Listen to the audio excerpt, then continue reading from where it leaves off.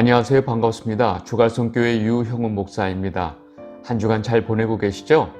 오늘은 이 요한계시록 14번째 공부하는 시간입니다. 지난 2주 동안 우리는 10장, 11장의 내용을 자세히 살펴보았습니다. 제가 사실 이 2장의 내용을 한 5분 만에 간략히 설명을 드리면 여러분들이 이해하기가 더 쉬울 수도 있을 거라 생각이 들었습니다. 그런데 제가 이 2장이 담고 있는 메시지를 잘 설명해 드리기 위해서 이 10장, 11장에서 인용하고 있는 이 구약의 여러 사건들을 다 하나씩 살펴보면서 설명을 하다 보니까 여러분들이 더 어렵게 느낄 수도 있겠다라는 생각이 들었습니다.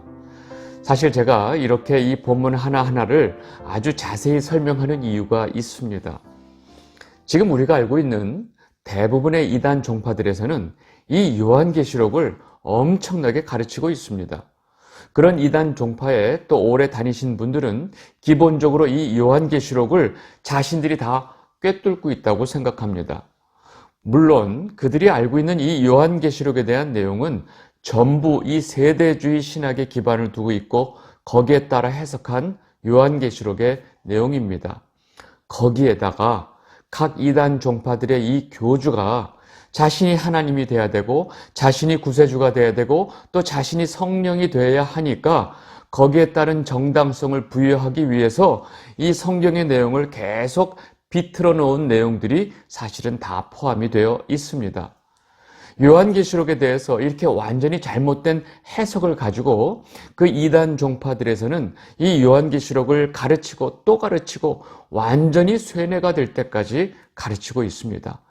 그런데 정작 이 정통교파라고 하는 교회에서는 요한계시록을 손도 못 대는 목사님들이 대부분이고 가끔 좀 설명을 한다 해도 너무 두리뭉실 끝나기가 바쁩니다. 아주 극소수의 몇몇 신학자분들, 목사님들만 이 요한계시록을 바르게 가르치려고 애쓰고 노력하고 있습니다. 그런데 대부분의 성도들은 이런 요한계시록의 내용을 일단 어렵다고 생각하고 들으려 하지도 않습니다. 주갈성교회 성도분들 중에는 예전에 이단 종파에서 오래도록 교육을 받은 분들이 많이 계십니다. 그분들이 이전에 잘 알고 있다고 생각하는 그 요한계시록의 해석이 얼마나 잘못되었는지, 그리고 이 성경적인 개혁주의적인 이 바른 요한계시록의 해석이 무엇인지를 분명히 가르쳐줘야 하는 저의 역할이 있습니다. 이단 종파들도 그렇게 잘못된 내용을 열심히 공부하고 있는데 정작 정통교회 성도들은 왜 이렇게 성경 말씀에 대해서 소극적인지 가끔은 답답할 때가 있습니다. 그저 자신의 수준에 알아듣기 쉽고 이해하기 쉬운 내용만 들으려고 하는 그런 태도를 가지면 우리는 결코 올바른 진리를 알 수가 없습니다. 이제 사실 요한계시록 반도 거의 다 안 왔는데 여러분들 중간에 벌써 어렵다고 혹시라도 진도를 놓치고 계신 분이 계시다면 다시금 마음을 다잡고 성경을 펼쳐놓고 영상을 천천히 반복적으로 보시면서 요한계시록을 바르게 이해할 수 있도록 성령의 도우심을 구하시기를 바랍니다. 제가 오늘은 이 요한계시록이 왜 어렵게 쓰여졌느냐 하는 문제에 대해서 좀 이야기를 먼저 나누고 그 다음에 7째 나팔을 좀 설명을 하려고 합니다. 오늘 여러분들이 이 요한계시록을 어렵게 느끼는 이유에 대해서 제가 좀 분명히 말씀을 드리겠습니다. 그냥 쉽게 말하고 설명하면 될 것을 왜 사도 요한은 이렇게 이 요한계시록 편지를 난해하게 어렵게 복잡하게 썼을까 하는 것입니다. 여러분, 우리가 분명히 알아야 할 것이 있습니다. 그것은 바로 지금 이 사도 요한이 예수님께서 보여주시는 이 모든 환상을 보고 있는 것이 바로 밤모섬이라는 것입니다. 여러분, 시기적으로 사도 요한은 기독교 박해가 가장 심했던 그 로마의 도미티아누스 황제 때의 밤모섬에 유배된 상태입니다. 그 앞전에 네로 황제 때에도 기독교 박해가 심했습니다. 그런데 네로 황제는 적어도 자기 자신을 신으로 여기지는 않았습니다. 그런데 지금 이 도미티아누스 황제는 자신을 신으로 여기고 자신을 신으로 숭배하는 것을 강요하던 시기였습니다. 여러분, 이런 시기에 기독교 믿음을 가지고 있는 하나님과 예수 그리스도를 나의 구주로 고백하는 그 성도들의 이 핍박이 얼마나 심했는지 우리가 예상할 수 있습니다. 이런 상황에서 이 로마에 있던 유대인들은 이 로마 황제의 눈치를 볼 수밖에 없었습니다. 왜냐하면 유대인들은 하나님을 섬기는 자들이라는 것을 다 알고 있었기 때문입니다. 점점점 자신들에게 이 로마 황제의 눈총이 강해지는 것을 느낀 유대인들이 먼저 나서서 이 로마 황제에게 마치 진실을 알려주듯이 말을 합니다. 우리는 황제 폐하의 그 신됨을 거역하는 자들이 아닙니다. 사실 저 예수 그리스도란 자를 자신들의 왕으로 섬기는 진짜 나사렛파라는 족속들이 있습니다. 그들을 정말로 황제 폐하께서 멸하셔야 됩니다. 왜냐? 그들이 당신을 황제로 신으로 여기지 않기 때문입니다 하면서 예수를 믿는 이 나사렛파, 예수 그리스도를 믿는 이 성도들, 교회들을 이 로마 황제에게 고자질을 해버리게 됩니다. 이 사실 때문에 갑자기 이 예수를 믿는 교회가 이 로마 제국의 가장 원흉이 되어버렸고, 이 황제의 명령으로 갑자기 그 에베소의 감독으로 있었던, 그러면서 당시 모든 교회들에게 영적인 리더였던 사도 요한이 잡히게 됩니다. 근데 그 당시 사도 요한이 이미 나이가 든 노인이었기 때문에 사실은 사형을 하려고 했다가 너무 늙은 아무것도 힘을 못 쓸 것 같은 노인이니까 그냥 밤모섬으로 유배를 시켜버립니다.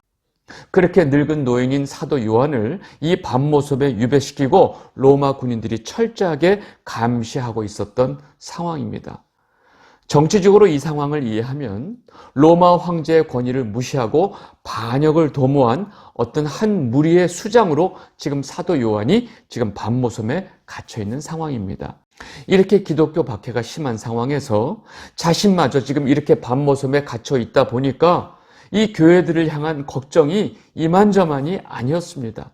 이때 그 밤모섬에서 교회들을 걱정하고 있는 요한에게 주님께서 나타나셔서 이 모든 환상을 보여주시고 지금 아시아에 있는 7교회에 편지를 보내라 하고 말씀을 하신 것입니다. 그리고 쓴 것이 바로 요한계시록입니다.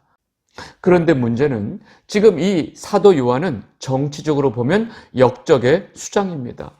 그가 쓰는 모든 편지들은 로마 군인들에 의해서 철저하게 검열을 받게 되어 있고 아무런 문제가 없어야 그 편지가 전달될 수 있었습니다.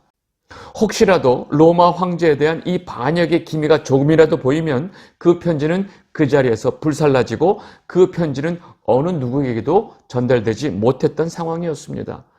여러분, 지금 사도 요한이 자신이 처한 이 상황을 모르고 있을까요? 그리고 이 상황을 주님께서는 모르시고 계실까요? 그렇기 때문에 이 요한계시록의 모든 내용은 이 로마 군인들이 아무리 읽어도 알 수 없는 이 구약의 사건들과 이 구약의 인물들, 상징들을 조합으로 인해서 어떤 중요한 메시지를 교회에 전달하고 있었던 것입니다. 구약 성경에 대해서 일도 모르는 로마 군인들이 볼 때 절대로 이 편지 내용의 진위를 알 수도 없고 그 어떤 불순한 내용도 찾을 수 없었던 것입니다.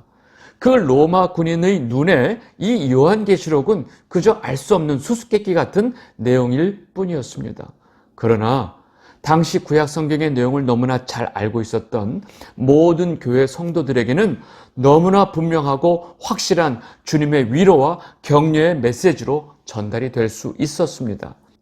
요한계시록이라고 하는 편지가 이러한 상황 속에서 이런 목적을 가지고 쓰여지다 보니까 지금 우리가 볼 때 다소 난해한 부분이 있을 수밖에 없는 것입니다. 그렇다면 지금 이 요한계시록의 내용을 보고 있는 여러분들의 입장은 로마 군인에 가까울까요? 아니면 지금 이 편지를 받고 있는 7교회에 있는 성도들의 입장에 더 가까울까요? 한번 생각해 보세요. 제가 전부터 아주 지속적으로 말씀을 드린 내용이 기억이 나실지 모르겠지만 지금 대부분 교회 성도들이 구약 성경을 너무 모르고 있기 때문에 이 요한계시록 자체를 이해하지 못한다고 말씀을 드렸습니다. 그러니까 구약 성경을 잘 알고 있는 성도들에게는 이 요한계시록이 굉장히 쉬울 수밖에 없고 반대로 구약 성경에 대해서 너무 모르고 잘 알지 못하면 이 요한계시록은 너무나 어려운 책이 될 수밖에 없는 것입니다. 너무나 기가 막힌 사실은 지금 이렇게 대부분의 성도들이 구약을 잘 알지 못하는 상황은 세대주의 신학의 영향이라는 것입니다. 구약은 율법이요, 신약은 은혜로다 하면서 구약 성경은 지금 이 시대 현대 성도들에게는 별로 의미가 없는 것처럼 가르쳤고 신약의 복음서들만 설교하는 분위기가 바로 이 세대주의 신학의 영향이라는 것입니다. 그렇게 구약에 대해서 몰라도 된다고 하는 이 사고가 오랫동안 교회 안의 목사님들 사이에 퍼지게 됐고 결국 대부분의 성도들은 구약 성경은 우리가 안 봐도 아무 문제가 없다라는 사고가 깊게 자리 잡게 되었습니다. 이러한 상황은 결국 요한계시록을 절대로 이해할 수 없는 상황을 만들었고 이 상황 속에서 이 세대주의의 잘못된 해석들이 온 교회에 아주 판을 치게 된 것입니다. 제가 그래서 이 주갈성교회를 처음 시작할 때 성경 가이드를 통해서 구약 전체를 설명을 해드린 이유가 바로 여기에 있습니다. 예수 그리스도의 구속사를 중심으로 바르게 구약의 모든 사건들을 이해하면 비로소 신약의 모든 복음서, 서신서들을 바르게 이해할 수 있을 뿐만 아니라 이 구약의 모든 사건들, 환상들, 상징들을 이해하고 있어야 요한계시록이 우리에게 전하는 메시지를 아주 분명하게 쉽게 이해할 수 있다는 것입니다. 왜 요한계시록이 그렇게 이방인들 눈에 볼 때 그렇게 난해하게 쓰였는지 그 이유를 이제 아시겠어요? 이 영상을 보고 계신 주갈성 성도 여러분, 이 요한계시록 강의를 들으면서 무조건 어렵다고 생각하지 마시고 내가 아직 제대로 이해하지 못하고 있는 이 구약의 사건들이 무엇인지 가서 다시 구약의 내용을 살펴보시고 그 구약 내용에서 그 인용된 부분이 무엇을 얘기하고 있는지만 아시면 그리고 다시 와서 요한계시록을 보시면 너무나 쉽게 이해가 되실 것입니다. 이것이 바로 이 성경의 진리가 왜곡되는 이 모든 악순환의 고리를 끊고 우리 모두가 성경의 메시지를 바르게 이해할 수 있는 최선의 방법이기 때문입니다. 절대로 인내하시고 끝까지 포기하지 마시고 성령의 도우심으로 이 요한계시록 22장 마지막에 나오는 아멘 주 예수여 오시옵소서라는 고백을 우리 모두가 다 같이 진심으로 하게 되기를 바랍니다. 여러분, 이것이 저와 여러분에게 가장 중요한 일이기 때문입니다. 지난번 우리가 봤던 이 요한계시록 9장까지의 내용은 6째 나팔 재앙까지를 설명했습니다. 그리고 이 9장 끝에는 그 재앙들 속에서 남은 자들이 여전히 회개하지 않고 자신들이 행하는 악한 일들을 여전히 행하는 모습으로 끝이 났습니다. 요한계시록 9장 20절에서 21절입니다. 이 재앙에 죽지 않고 남은 사람들은 손으로 행한 일을 회개하지 아니하고 오히려 여러 귀신과 또는 보거나 듣거나 다니거나 하지 못하는 금, 은, 동과 목석의 우상에게 절하고 또 그 살인과 복술과 음행과 도둑질을 회개하지 아니하더라. 다시 말해서 이 6개의 나팔재앙에 죽지 않고 남은 사람들이 여전히 회개하지 않더라로 이 9장의 내용이 끝이 나는 것입니다. 그래서 그 다음에 들어오는 삽입구 10장, 11장의 내용은 그렇게 혹독한 재앙을 당하면서도 회개하지 않는 자들은 과연 어떻게 회개하게 될까에 대한 답을 해주고 있는 것이 바로 이 삽입구의 내용이다라고 말씀을 드렸습니다. 왜냐하면 이 나팔 재앙의 목적 자체가 사람들이 회개하고 하나님께 돌아오게 하기 위한 재앙이었기 때문입니다. 그래서 이 삽입구 10장, 11장의 내용을 통해서 우리가 알게 된 것은 결국 예수 그리스도의 복음을 죽음의 고통을 감내하면서 전하는 두 증인, 즉 교회의 모습을 통해서 마침내 남은 자들이 회개하게 된다는 것이 바로 결론입니다. 우리는 10장, 11장의 이 삽입구가 말해주는 성경의 진실에 대해서 아주 분명히 이해를 해야 합니다. 우리 주변에 있는 많은 성도분들이 이 안 믿는 부모님들, 안 믿는 남편, 안 믿는 아내, 안 믿는 자녀를 놓고 기도하는 분들이 너무 많이 있습니다. 여러분들 가운데도 많이 계시죠? 그런데 그런 안 믿는 가족들을 어떻게 하면 예수님을 믿게 할까? 어떻게 하면 전도할까라는 고민을 늘 하지만 사실 예전에 우리는 이러한 방법에 대해서 너무나 인간적으로 생각한 적이 많이 있습니다. 어떻게 생각을 했냐면 우리 아버지가 엄청난 기적을 경험하면 예수님을 믿을 텐데 라는 생각도 많이 했고 내가 엄청나게 성공하는 모습을 보여줘서 정말로 예수를 믿으면 이렇게 성공하고 잘 산다는 것을 보여주면 내 주변에 많은 사람들이 예수를 믿을 텐데 라는 생각도 많이 했습니다. 또 한편으로는 내가 한 번도 빠지지 않고 새벽 기도를 열심히 하고 교회 봉사 열심히 하고 교회 헌금 많이 하면, 한마디로 이 공로를 많이 쌓으면 내 가족이 예수를 믿을 텐데, 우리 부모님이 예수를 믿을 텐데, 내 자식이 예수를 믿을 텐데 라고 생각을 많이 했었습니다. 그런데 우리의 이러한 생각이 완전히 잘못되었다고 지금 요한계시록 10장 11장이 가르쳐주고 있는 것입니다. 우리 주변에 안 믿는 가족들과 안 믿는 친구들이 예수님을 믿고 하나님 앞에 돌아오게 되는 것은 오로지 우리 자신이 복음을 증거하는 증인으로 살면서 고난 속에서도 끝까지 믿음을 지키는 모습을 통해서만 그들이 예수님을 믿게 된다고 지금 요한계시록이 말해주고 있는 것입니다. 여러분, 이것이 바로 성경이 말해주는 진리입니다. 혹시라도 지난번에 우리가 공부한 이 요한계시록 10장 11장의 내용이 우리에게 알려주는 이 분명한 메시지를 놓치신 분이 계실 것 같아서 제가 다시 한번 이해하기 쉽게 설명을 해드렸습니다. 이 부분에 대해서 여러분들 분명히 깨닫고 삶 가운데 적용하게 되시기를 진심으로 바랍니다. 이제 우리 일곱째 나팔 부는 장면을 보도록 하겠습니다. 요한계시록 11장 14절입니다. 둘째 화는 지나갔으나 보라, 셋째 화가 속히 이르리로다. 여러분, 지금 이 셋째 화라고 하는 것이 우리 앞전에 8장의 말씀을 보면 갑자기 독수리가 나타나서 화라고 외치면서 앞으로 3개의 화가 남았다라고 하는 장면 기억나세요? 요한계시록 8장 13절 보겠습니다. 내가 또 보고 들으니 공중에 날아가는 독수리가 큰 소리로 이르되 땅에 사는 자들에게 화가 있으리니 이는 새 천사들이 불어야 할 나팔 소리가 남아 있음이로다 하더라. 여러분, 지금 넷째 나팔 재앙이 끝나고 나서 지금 갑자기 지금 독수리가 지금 이렇게 화를 하는 장면이 나왔습니다. 그러니까 이제 남은 5째 나팔 재앙, 6째 나팔 재앙이 끝나고 났으니까 3개 중에 2개가 끝난 것이고 이제 남은 3번째 화가 남았다라고 지금 말하고 있는 것입니다. 이해가 되셨죠? 이제 비로소 이제 7번째 나팔이 불려지는 장면을 보겠습니다. 요한계시록 11장 15절입니다. 7째 천사가 나팔을 불매 하늘에 큰 음성들이 나서 이르되 세상 나라가 우리 주와 그의 그리스도의 나라가 되어 그가 세세토록 왕 노릇 하시리로다 하니 아멘.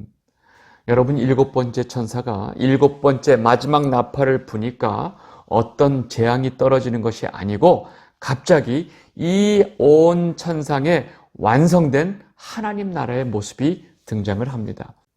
우리가 기억을 되돌려 보면 7번째 인이 떨어졌을 때도 구체적인 어떤 재앙의 내용이 나오지 않고 하늘이 반시 동안 고요하더니 라고 했던 거 기억나시죠? 엄청난 대폭발이 있기 직전에 잠깐의 고요함이 있는 것처럼 이런 고요함을 표현한 것입니다. 여러분, 이 고요함은 재앙의 끝, 재앙의 절정의 순간을 보여주고 있습니다. 모든 재앙이 끝나고 모든 심판이 끝난 것을 고요함으로 표현하고 있습니다. 이렇게 7번째 나팔이 울리자 바로 이 땅의 모든 것이 끝나고 마침내 하나님 나라가 시작이 된 것입니다. 그래서 궁극적으로 온 우주, 온 세상의 종말이 오고 영원한 하나님 나라의 완성이 이루어지는 것을 지금 바로 이렇게 설명을 하고 있는 것입니다. 그리고 그렇게 완성된 하나님 나라의 모습을 찬양하는 교회의 모습이 지금 7째 나팔의 묘사가 되고 있는 것입니다.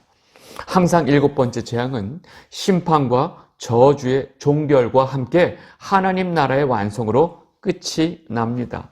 7번째 나팔이 울릴 때 재앙이 유보되는 것이 아니고 하나님의 재앙이 극에 달해서 세상 권세 잡은 자들의 세력이 완전히 멸망하고 하나님 나라의 완성이 되어서 하나님의 궁극적인 목적, 이 목적이 달성되는 장면을 지금 보여주고 있는 것입니다.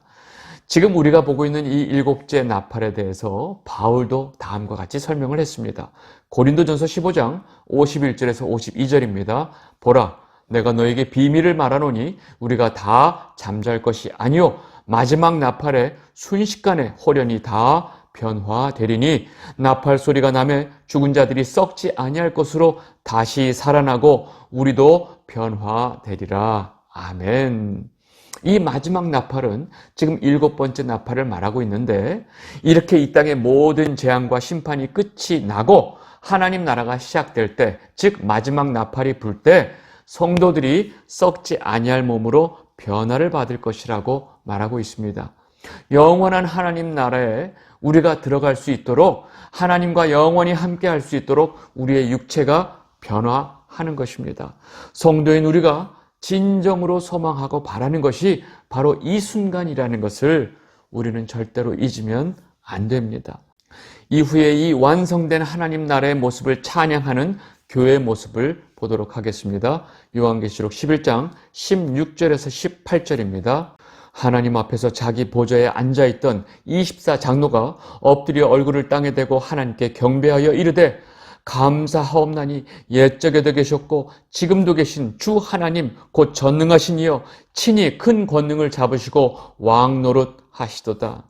이방들이 분노하며 주의 진노가 내려 죽은 자를 심판하시며 종 선지자들과 성도들과 또 작은 자든지 큰 자든지 주의 이름을 경외하는 자들에게 상 주시며 또 땅을 망하게 하는 자들을 멸망시킬 때로소이다 하더라. 아멘.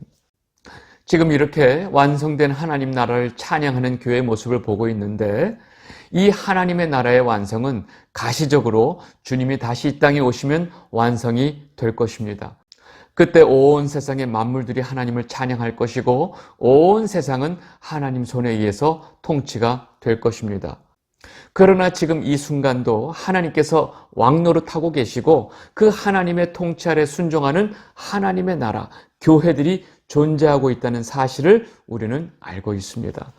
그리고 그때 주님께서 그 교회들에게, 하나님의 백성들에게 상을 주신다라고 말하고 있습니다. 18절에서 죽은 자들을 심판하신다라는 구절은 최후의 심판을 말하고 있습니다. 요한계시록 20장 13절에서 15절입니다.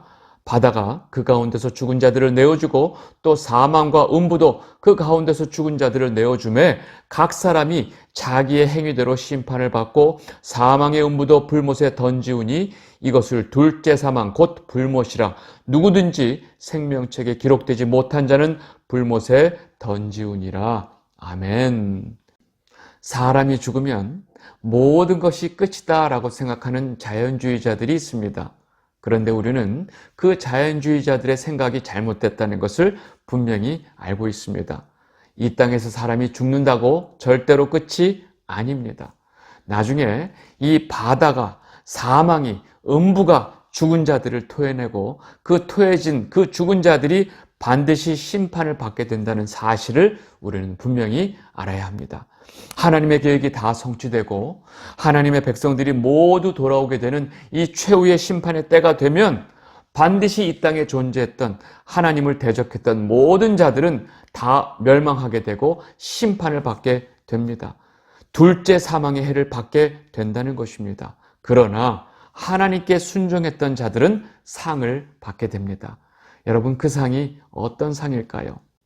우리가 하나님의 백성이 되고 영원히 썩지 아니할 육체로 변화를 받고 하나님 나라에 들어가는 것보다 더 좋은 상이 있을까요?